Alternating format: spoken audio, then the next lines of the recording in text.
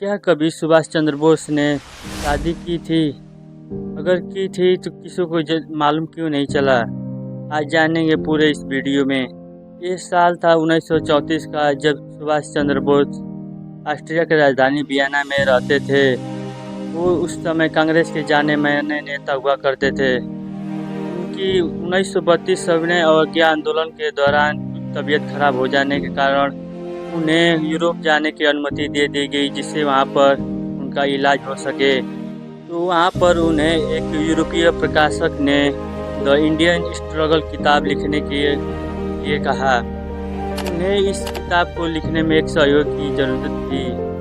उन्हें 2 सहयोगी ऑफर किया गया जिनको इंटरव्यू लेना था। उन्हें एक ऐसे सहयोगी की ज़रूरत थी जो अंग्रेजी के साथ साथ टाइपिंग भी करना जानता हो। तो पहले सहयोगी इंटरव्यू में अच्छा नहीं प्रदर्शन कर पाया, जिससे दूसरा सहयोगी एमिली को बुलाया गया, जिसको उन्होंने अपने काम पर रख लिया।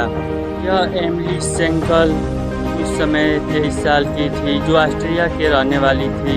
सुभाष चंद्र बोस के साथ जून 1934 से काम करना शुरू कर दिया। सुभाष चंद्र बोस एक भारतीय क्रांतिकारी थे जो धीरे धीरे एमिली सेंकल के प्यार में पड़ने लगे थे।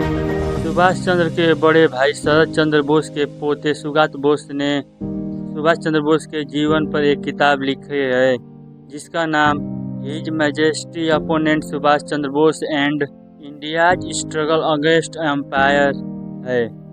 इसमें इन्होंने बताया है कि कैसे सुभाष चंद्र बोस एमिली सेंकल के प्यार में पड़ने लगे थे और उनके अन्य भी जीवन। सुगत बोस के अनुसार सुभाष चंद्र बोस के लिए शादी के कई ऑफर आए थे, लेकिन उन्होंने उस पर ध्यान नहीं दिया और उन्हें मना कर दिया था।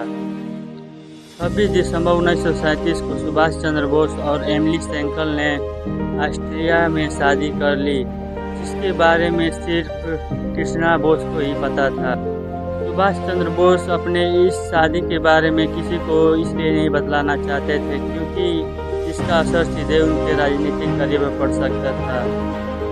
इस तरह आगे चलकर उनकी एक बेटी का जन्म 29 नवंबर 1942 को हुआ, जिसका नाम अनीता रखा गया। इस समय सुभाष चंद्र बोस भारत में ही थे। इसके बाद पता चलते ही सुभाष चंद्र बोस वियना निकल गए और वहाँ पर अपने बेटी से मुलाकात की और उसके बाद अपने भाई को एक बंगाली में पत्र लिखा। उसके बाद सुभाष चंद्र बोस एक ऐसे मिशन पर निकल गए जहाँ से वो कभी लौट कर नहीं आए। लेकिन एमिली सेंकल सुभाष चंद्र बोस की यादों के सहारे 1996 तक जीवित रही और बेटी अनीता को पढ़ा लिखा कर एक अर्थशास्त्री बनाया। सुभाष चंद्र बोस के परिवार वाले भी इसके बारे में जानते थे, जिससे वे उनकी मदद करना चाहते थे, लेकिन एमिली ने मदद लेने से साफ साफ मना कर दिया और अपनी जीविका चलाती रही। इस तरह एमिली सेंकल ने अपने प्यार को भी उजागर किया और उसको छिपा कर भी रखा। सुभाष चंद्र बोस की यह स्टोरी आपको कैसी लगी कमेंट में ज़रूर बताएं और वीडियो को लाइक करें, चैनल को सब्सक्राइब करना ना भूलें।